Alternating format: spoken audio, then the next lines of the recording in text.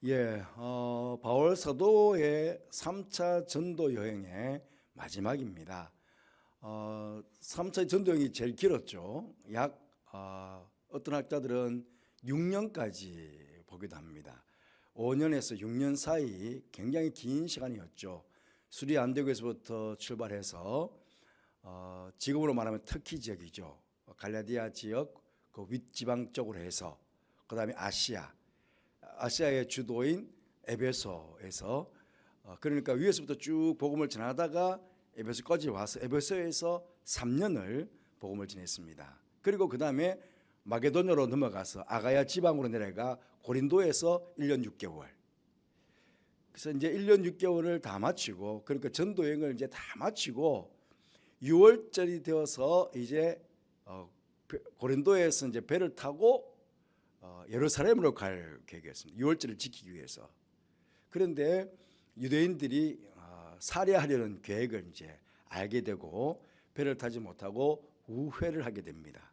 그래서 지난 시간까지 우리가 말씀을 보았는데요.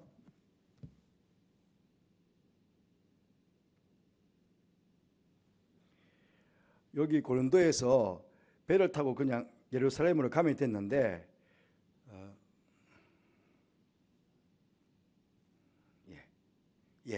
고린도에서 배를 타고 그냥 예루살렘으로 갔으면 됐는데 사람들이 죽이겠다고 그러니까 마게도냐 지역으로 우회를 합니다. 그래서 여기 빌립보에 와가지고 여기서 유월절을 지켰습니다. 유월절을 지키고 이제 의사 누가도 만나고 또 이제 함께 동역해 여기서부터 이제는 각 지방에서 거둬왔던 헌금들을 다 가지고 이제는 예루살렘으로 가게 되는 거죠. 그래서 드로아에 이제 도착을 해서 사람들 하여금 배를 타고 이제 가라고 한 이후에 우리 어제까지 지난주까지 봤을 때 여기 아소가 있습니다. 아소까지 사람들은 다 배를 타러 가게 하고는 바울 사도는 혼자서 드로아에서 아소까지 약 한 32km쯤 되는 거리인데요. 걸어서 갑니다. 혼자서. 그러면서 성경학자들은 아마 그때 뭔가 예루살렘으로 가기까지 자기의 어떤 신앙을 또 한번 점검해보고 성령의 메인바 되어서 성령께서 계속 하셨던 말씀은 이제는 너희가 예루살렘 가면 환난과 핍박이 이제 내게 있게 될 거다. 물론 지금까지도 계속 환난과 핍박 가운데 지나왔습니다. 왔는데 아마 예루살렘으로 갔을 때는 지금까지 자기가 당했던 것보다 더 큰 환난과 핍박이 아마 기다리고 있을 거다 하는 그런 성경의 메시지를 계속 듣게 된 거죠. 그러니까 그것을 우리는 그렇잖아요. 뭐 굳이 내가 환난을 당하고 핍박을 당할 이유가 뭐 있어? 피할 수도 있잖아요. 굳이 그 길을 안 갈 수도 있잖아요. 예루살렘만 가지 않고 수리 안디옥에서 파송받았으니까 그냥 수리 안디옥으로 가도 되잖아요. 그런데 그렇게 하지 않고 예루살렘을 지금 이제 6월절은 끝났으니까 오순절 전에 빨리 오순절 때 도착하기 위해서 이제는 출발해 가는 거죠. 가면서도 깊이 신앙적으로 고민하고 또 하나님과 깊은 영적인 교제를 나누고 혼자 걸어가면서 이제 그 일들을 아마 했을 것이다. 그렇게 이제 성경들은 보게 됩니다. 그래서 오늘 여기 밀레도에서 다시 이제 아소에서 제자들을 만나가지고 함께 이제 배를 타고 요 밀레도에 도착했습니다. 요 밀레도에 이제 도착을 해서 바로 옆에가 에베소입니다. 바로 옆에가 3년 동안 사역했던 에베소가 바로 옆인데도 불구하고 혹시나 또 에베소에 가면은 지체할까봐 어디 가는데요? 예루살렘까지 가는데 오순절까지 가야 되니까 그게 아마 지체될 것 같으니까 에베소로 들어지 않고 막바로 밀레도에 왔습니다. 밀레도에 와서 이제 장로들만 에베소에 있는 장로들만 청해서 오늘 우리가 읽었던 본문은 이제 마지막 고별 설교입니다. 그런데 바울 사도가 여러 번 설교를 했는데요. 그 설교는 대부분은 이제 믿지 않는 유대인들 또 믿지 않는 이방인들 헬라인들 그들에게 복음을 전하기 위한 설교였습니다. 그런데 오늘 설교는 복음을 전하기 위한 설교가 아니고 예수 믿는 장로들에게 예수 믿는 성도들에게 마지막 설교를 했습니다. 그러니까 이 설교 어떻게 다분히 보면 바울 자신이 에베소에서 했던 일들에 대한 것들을 한번 회상을 시켜주고 거기에 이제 에베소 교회가 이제는 바울이 없는 동안에 이 장로들이 그 에베소 교회를 이제 세워 나가야 되니까, 키워 나가야 되니까 바울이 어떻게 복음을 전했는지, 어떻게 사역했는지를 그분들이 다 봤으니까 너희들도 이렇게 내가 본이 되었으니까 이렇게 사역해서 교회를 잘 세워 나가기를 바란다 하는 그런 뜻에서 어찌 보면 교회를 세워 나가야 될 장로들에게 준 설교였다. 그렇게 우리가 볼 수 있겠습니다. 하지만 이 설교의 전체 내용을 보면 마지막에 바울 사도가 내가 너에게 모본이 되었다 그런 것처럼 오늘 이게 설교의 내용들을 보면 바울의 어떤 신앙적 모습을 우리가 보게 되는데요. 바울은 어떤 신앙의 삶이었느냐 보니까 그 에베소에 있는 동안에 겸손과 눈물과 인내의 사역을 했다. 그 인내의 사람이었던 것을 알 수 있고 복음을 전파하는데 용기와 열정을 가진 사람이었다. 뭐 유대인들이 박해를 하고 그렇게 해도 끝까지 최선을 다해서 복음을 전했다. 한결같이 충성을 다해서 3년 동안 처음에는 뭐 굉장히 복음을 전하다가 나중 되니까 그 복음 전하는 게 시들해지지 않고 처음과 끝까지 한결같이 충성스럽게 그렇게 복음을 전했던 모습들. 또 이제 바울이 떠나가게 되면은 사나운 이들 이제는 이단들과 또 어그러진 말들을 하게 되는 사이비들이 이제는 에베소에 올 수 있으니까 그에 대한 영적인 통찰을 가지고 분별력을 가지고 아마 곧 올 것이니까 거기에 대해서 바르게 목회하라 하는 이야기도 하고요. 또 은과 금은 내가 탐하지 않았다. 사심이 없고 약한 자들을 돌봤다. 사랑과 긍휼을 가진 이런 모습들을 보게 되는데 어찌 보면 바울의 이런 모습들이 설교 가운데 잘 나타나 있습니다. 잘 나타나 있는데 저도 그렇고 여기 지금 수요예배 오신 여러분들은 대부분 우리 교회 중직자들이십니다. 그러니까 여러분들도 어찌 보면 바울과 같은 이런 신앙적 인격적 덕목들을 가지고 성도들에게 본이 되게 되겠다. 그래서 오늘 이걸 가지고 제가 기도 제목으로 삼았습니다. 함께 기도하는 시간 되었으면 좋겠는데 조금 더 보면요. 첫째로 보면 말씀을 증거하는 성도의 삶은 진실하고 투명해야 되고 시종여일 한결같아야 한다. 누가? 바울이 그랬다는 것입니다. 보시면 이제 장로들을 청했잖아요. 오매 그들에게 말하되 내가 아시아에 들어온 날부터 첫날부터 지금까지 그 지금까지니까 좀 보면 에베소에서 3년 고린도에서 1년 6개월이니까 따지고 보면 4년 6개월이에요. 그러니까 4년 6개월 동안 내가 항상 여러분 가운데서 어떻게 행했는지를 여러분도 잘 아는 바다. 그 당당하게 지금 말하고 있는 거죠. 만약에 자기가 이렇게 최선을 다해서 충성을 다해서 하지 않았다면 이런 말 못하죠. 그 여러분들이 아는 바다. 여러분들이 내가 어떻게 했는지를 잘 보지 않았느냐. 내가 첫날부터 지금까지 항상. 그러니까 어찌 보면 목회자가 뒤에 숨어가지고 꿍꿍이를 가지고 뭘 하는 게 아니고 목회자의 삶 자체가 드러나 있습니다. 모르겠습니다. 저도 여러분들한테 얼마만큼 드러나 있는지 모르겠지만 목회자로서 성도들에게 설교를 하고 또 목회자가 살아가는 삶을 여러분들에게 제가 다 완전히 다 보여드리지 못했지만 지금 이제 13년이 됐는데요. 부목사까지 합치면 저도 벌써 20년이 돼가는데 어쨌든 그렇게 여러분들을 섬겨오면서 목회자로서 어떤 모습으로 비춰지는지 모르겠습니다. 하지만 말씀을 전하고 어쨌든 저도 말씀을 전하는 대로 살려고 애를 썼는데 여러분 어떤지 모르겠습니다만 어쨌든 다 아는 바. 그 목회자 어찌 보면 투명해야 성도들 앞에 투명하고 또 신실하고 진실하고 끝까지 최선을 다하는 그런 모습들을 성도들에게 보여야 된다. 그런데 목회자뿐만 아니고 교회에 있는 중직자들도 마찬가지. 누군가는 다 리더들이니까 여러분들 다 리더들이니까 리더들로서 성도들에게 어떤 모습이 되어야 되느냐. 첫날부터 끝날까지 지금까지 정말 신실하게 최선을 다해서 목장로로서 권사로서 집사로서 교회를 섬겨온 것을 우리가 봤습니다. 라고 하는 그 이야기를 우리다가 들어야 되지 않겠습니까? 그렇게 다 들었으면 좋겠는데요.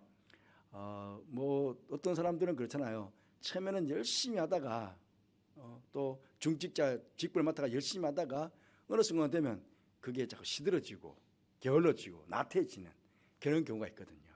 그런데 다시 한번 자신의 신앙들을 좀 점검해 보고, 혹시 난 지금 나태해지지 않느냐, 내가 직분을 받고 난 이후에 내가 지금 혹시나 성도들에게 비춰진 내 모습이 아이고 최면의 자라들이 지금 같은 경우에는 뭐 하나도 일하지 않고 있어, 혹시나 이런 말을 듣고 있지는 않는지 한번 우리를 돌아보는 시간이 되었으면 좋겠습니다. 그러면 어떤 일을 했느냐, 이어서 고사죠. 곧 모든 겸손과 눈물이었다.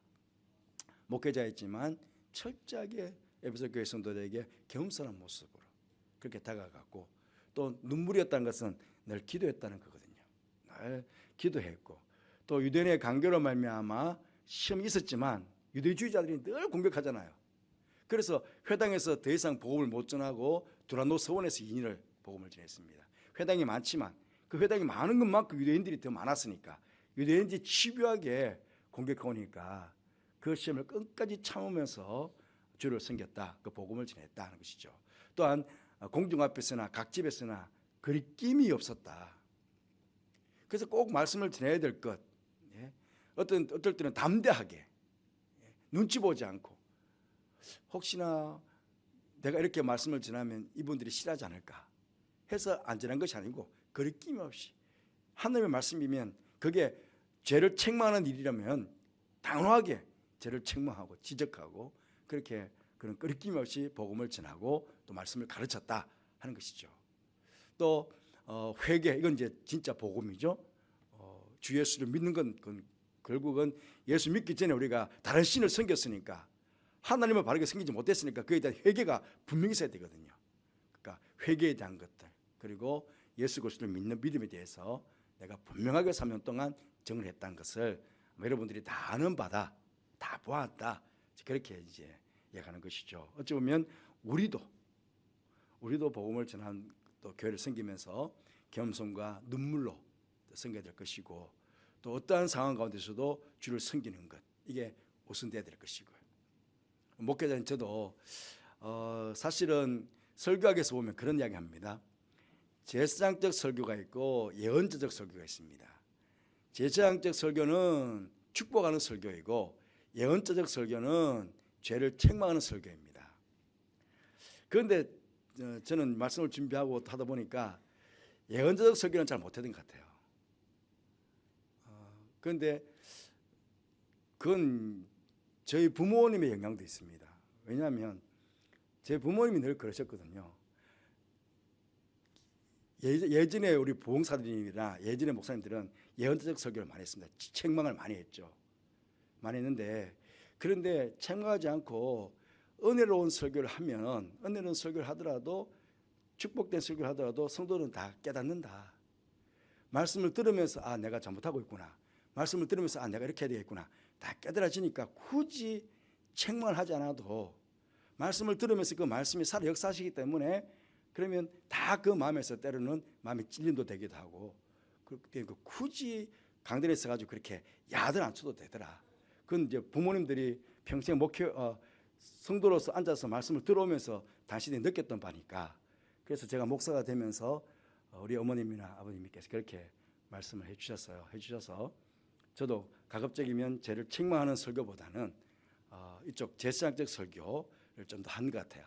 하지만 그 메시지 속에서 성도들이 또 은혜를 받고 내가 이렇게 바르게 살아야 되겠구나, 또 결단한 분이 있으니까 그래서 가르치는 일들은 했다 하는 생각이 드는데, 바울스는 아마 회개에 대한 설교를 더 많이 하지 않았을까 하는데, 저는 회개에 대한 설교는 많이 하지 않았던 것 같아요.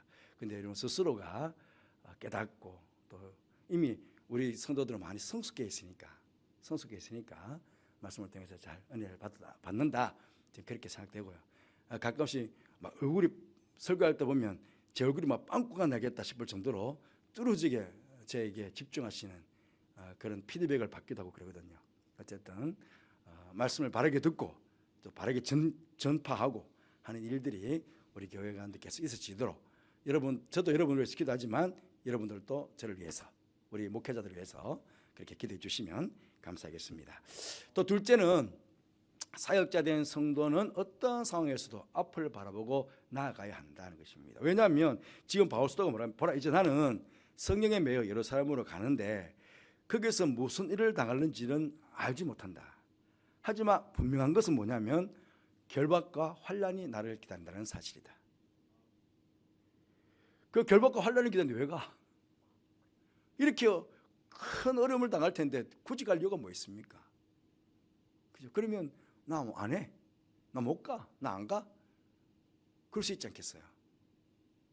그런데 바울은 가는 거예요. 그 길. 결박과 환난이 있는 그 길로 가는 거예요.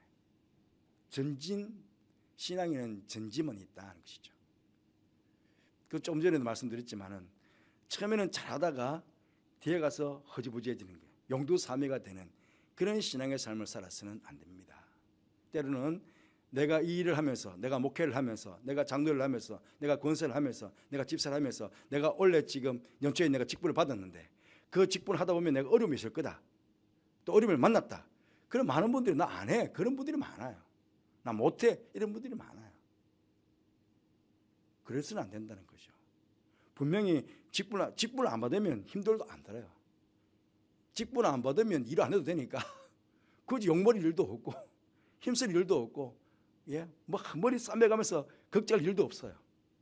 그런데 직분을 맡았기 때문에 힘든 일도 있고 머리 싸매는 일도 있고 때로는 오해를 받기도 하고 성도들에게 또 어떻게 보면 욕을 먹기도 하고 그렇거든요. 그런데 그런 것 때문에 나는 못한다고 할 수는 없잖아요. 바울 사도는 결박과 환난이 기다리는 거 알지만 그러나 왜냐하면 내가 성령에 매였기 때문에 내 의지를 가지고 하는 게 아니고 내 의지로 나 안 해, 나 못해 그럴 수 있지만 그러나 나는 성령에 매여 있다는 거죠. 하나님께서 나를 붙잡고 계시는데 내가 어떻게 안 가? 내 의지로는 못해, 안 해 그럴 수 있겠지만 그러나 나는 성령에 매인 바 되어 있으니까 성령께서 나를 이끌어 가시니까 그래서 나는 가야 된다는 거죠. 때로는요 하나님 이끄심 가운데 우리는 순종해야 될 이유가 많습니다. 내 의지로는 못해, 내 의지로는 나 안 해 그럴 수 있지만 우리는 모두는 다 성령에 매인바된 하나님의 사람이거든요.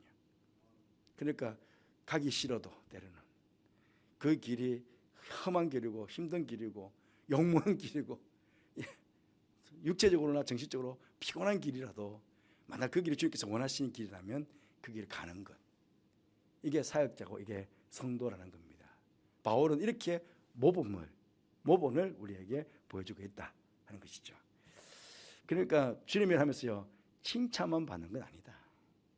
그런데 물론 때로는 칭찬도 받지만 그것보다는 또 어려움이 많을 수도 있는데 그 어려움을 내가 감당하고 묵묵히 내가 그 길을 가겠다 그렇게 결단하는 것이 사역자고 그게 바로 성령의 매인 성도의 참모습이다 하는 것들을 깨닫게 됩니다. 바울이 그렇게 살아갔다는 것이죠. 보십시오.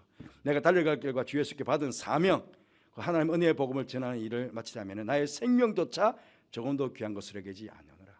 내가 죽으면 죽으리라 하는 각오로 가겠다. 어쩌면 목회자인 저도 그렇고 우리 모두가 물론 뭐 죽기를 각오한다 이렇게 말은 쉽게 할 수 있지만 그러나 이게 사실은 죽기를 각오하고 간다는 것은 쉽지 않은 일입니다. 그런데 바울 사도는 내가 받은 사명, 혹시 내가 죽는 일이 있더라도 나는 그 길을 가겠다 하는 거거든요.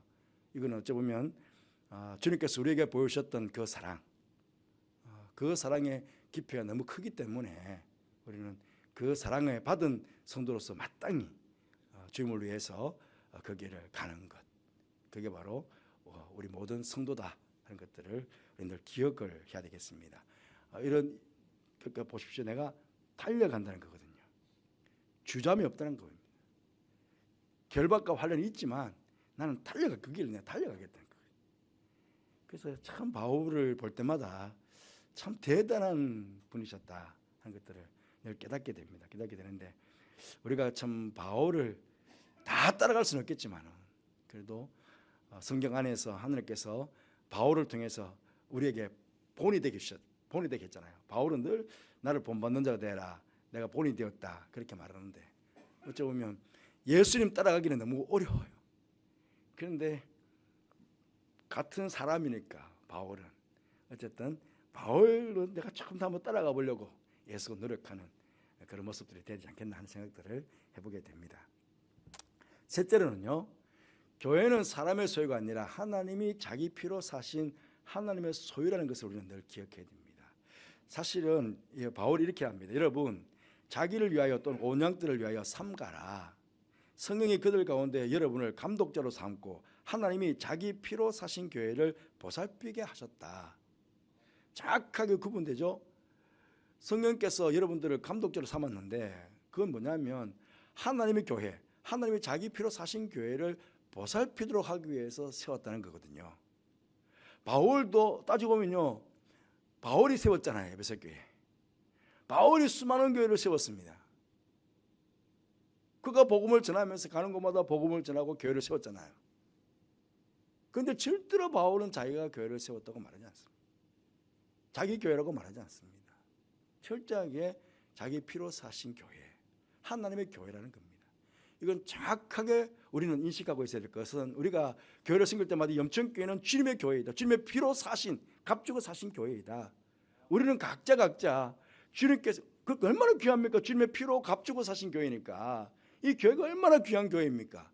그러니까 이 교회를 바라보 우리의 신앙의 자세는 늘 정말 사랑하는 마음, 그리고 여기서 우리가 감독자로, 우리가 다 직분자로 받았다면은 정말 내가 최선을 다해서 어쨌든 주님의 몸된 교회를 잘 보살피도록, 잘 세워갈 수 있도록, 예? 교회가 주님 오시는 그날까지 이곳에서 든든하여 평안한 가운데 세워갈 수 있도록 우리는 내가 할 수 있는 한 내가 최선을 다해서, 그래서 교회를 보살피는 일들을 해야 된다. 이런 일을 할 때 저는 그렇게 생각합니다. 주인의식을 가지고, 주인은 아니지만 주인은 하나님이시지만은 내가 주인의식을 가지고, 객이라는 의식을 가지고 있으면요, 잘 못 보살펴요. 근데 주인이 내가 주인이다가 아니고 주인 의식을 가지고 있으면 교회를 보살필 수 있습니다. 있고 보십시오. 삼가라. 삼가라는 뜻은요, 주의를 기울여라. 주의를 기울여라는 것은요, 때로는요 우리가 주님의 일 하다 보면요 감정에 막 그 될 때가 있어요. 그러면 감정에 치우치다 보면 나도 모르게 욱 하면서 그렇게 교회 공동체에 오히려 내가 감정적으로 뭘 일을 하다 보면 어려움을 줄 수 있어요. 오히려 교회 공동체에 아픔을 줄 수 있어요. 그런 말 하셨습니까? 피스메이커가 되어야 되는데 트러블 메이커가 될 수 있어요. 그거는 초신자들이 아닙니다. 초신자들은 교회 와가지고 교회에 분란 일으키잖아요. 교회 분란 누가 일으키냐? 그 대부분이 중직자들이 분란을 일으키거든요. 서로가. 그런데 그 분을 일으키는 그 트러블 하게 되는 걸 가만히 보면 스스로 조금 삼가야 되는데 주의를 기울이고 정말 절제하고 자제하고, 여기 다 이 삼가라는 뜻이 다 포함되어 있거든요. 신중하고, 그 말 한마디도 신중해야 되고, 그렇게 되는데 감정적으로 욱 하다 보면은 그냥 하지 않아야 될 말까지 그냥 다 써놓게 되는 거예요. 그러면 주님의 교회를 보살피지 못하고 오히려 주님의 교회를 깨뜨려 버리는 그런 경우가 있을 수 있으니까 우리는 삼가야 됩니다. 양떼를 위해서, 자기 스스로를 위해서도. 그래서 신중하고 주의하고 자제력을 가지고 그렇게 우리가 직분자로서 잘 감당해서 주님의 교회를 잘 보살펴 나가는, 사랑으로 보살펴 나가는 그리가 되어야 되겠습니다. 그리고 네 번째로는 이제 바울이 떠나가면 분명히 이단과 거짓 교사들이 오게 된다고요. 보면 사나운 이리들, 또 이것들이 와서 어그러진 말로 양떼들을 끌고 가는 거예요. 잘못된 길로 끌고 간다는데, 그 이제 초대교회 최고의 이단들은 뭐냐면 영지주의자들. 그렇게 영지주의자들은 그럴듯하거든요. 영적인 지식이 중요하다. 맞잖아요. 영적인 지식이 중요하지만, 그런데 이원론. 우리는 영과 몸 이원론인데, 영은 중요하다는 거예요. 영은. 그런데 몸은 어차피 썩어서 흙으로 돌아간다는 거죠. 그리고 어쨌든 헬라 철학의 영향을 받아서, 그때는 헬라 철학이 대부분이었으니까요. 헬라 철학의 영향을 받아가지고 영은 중요하고 육은 무익하다. 그러니까 육체로 뭐 죄를 지도 어차피 뭐 죄를 짓다가 썩어서 죽는 몸이니까, 그러니까 이 육체를 가지고 어떤 사람들은 극단적인 금욕주의를 하기도 하고 극단적인 쾌락주의를 하기도 하고 몸을 함부로 하는 거예요. 영적인 지식만 중요하다는 거네요. 아니죠. 몸이 제일 중요하죠. 왜냐하면 몸이 실천하니까 영의 일들을 몸이 실천하니까 이게 하나거든요. 이원론이가 하나이게 한 몸. 그러니까 이 몸 속에 성령께서 거하고 계시는데 몸을 함부로 굴려서는 안 된다는 거죠. 몸으로 함부로 죄를 지어서는 안 된다는 거죠. 그런데 영주주의자들은 영적인 지식만 중요하니까 괜찮다는 거예요. 몸을 함부로 해도. 그래서 이게 초대교회에 가장 해악을 끼쳤던 그런 이단들입니다. 그리고 유대주의자들 끊임없이 율법을 지켜야 된다. 그러니까 유대인들이 수많이 흩어져 있으니까 계속해서 기독교인들을 공격하죠. 사람은 니디가 되어서 공격하고 어그러진 말로. 그 어그러진 말 자체가 결국은 그런 말 아닙니까? 거짓 선지자들, 거짓 교사들 와가지고 왜곡시켜서, 심지어는 바울 사도를 왜곡시키고 바울 사도가 전했던 복음을 왜곡시켜서 그렇게 해서 잘못된 길로 빠져나가는 일들이 많은데, 지금 우리 이 땅에도 뭐 수많은 이단들이 있지 않습니까? 그러니까 우리가 그런 이단들로부터 교회를 지켜야 되는 것, 그것도 목회자와 우리 교회 리더들이 일들을 알고 우리가 감당해야 된다 하는 것입니다. 그래서 그 이단들이나 잘못된 사상들이 교회 안에 들어오지 못하도록 교회를 막아내는 이런 일들을 해야 된다. 마지막에 사역자들은 앞쪽에 첫 번째와 마찬가지로 사심이 없어야 하며 오직 사랑과 긍휼의 마음을 가져야 된다. 마지막에 바울이 그렇게 말하죠. 내가 아무의恩이나 금이나 의복을 탐하지 아니했다. 사실은 계속 바깥 일을 하고 또 이제 바울 같은 경우에는 장막 짓는 일을 했기 때문에 스스로 이제 자비량 선교를 했긴 했습니다. 했지만은 그래도 경제적으로 늘 부족하죠. 경제적으로 있는 만큼 또 더 일을 할 수 있으니까. 그러니까 늘 이제 부족함을 아마 느꼈을 겁니다. 하지만 그럼에도 불구하고 누구의 은이나 금이나 의복을 탐하지 않았다. 사실은 이게 목회자들한테도 가장 큰 걸림이 그거거든요. 그래서 하여튼 신학교에서부터 항상 계속 듣는 말은 뭐냐면 돈 조심하고 교회에는 여자분들이 많으니까 여성들을 조심하고, 그거는 평생 목회의 지침을 삼아야 된다고 선배 목사님들이 계속해서 하셨던 말씀이 그 말씀인데요. 지금도 마찬가지입니다. 어쨌든 목회자들이 돈에 대해서 청렴함이 있어야 되는데 뭐 그것은 목회자 스스로가 어쨌든 노력을 해야 될 그런 부분인데요. 지금 바울 사도 같은 경우에는 절대로 탐하지 않았다 하는 것들. 그러니까 그건 누가 봅니까? 그 장로들이, 에베소 교회 성도들이 봤겠죠. 다 봤잖아요. 너희가 다 아는 바다. 내가 은이나 금이나 의복을 탐하지 않는 것 너희들이 알지 않느냐. 그래서 이건 누구든지 어쨌든 목회자들이 성도들에게 이 모습들은 보여야 되지 않느냐 하는 생각을 해보게 됩니다. 또 내가 모범을 보여준 바 수가여서 약한 사람들을 도왔다. 약한 사람들을 도왔다. 그러니까 사랑의 마음, 긍휼의 마음. 그러니까 목회자로서도 늘 섬기는 일들을 내가 잘했다. 주는 것이 받는 것보다 복이다. 그래서 늘 주려고 애를 썼다 하는 이야기를 바울은 하고 있습니다. 그런데 이렇게 할 수 있었던 것은 바울이 그렇게 살았으니까. 근데 저도 그렇고 여러분들도 그렇고 이렇게 바울처럼 성도들 앞에서 좀 모범적인 삶을 살아서 주님의 교회에 좀 우리가 잘 세워나가는 그런 일이 되었으면 좋겠습니다.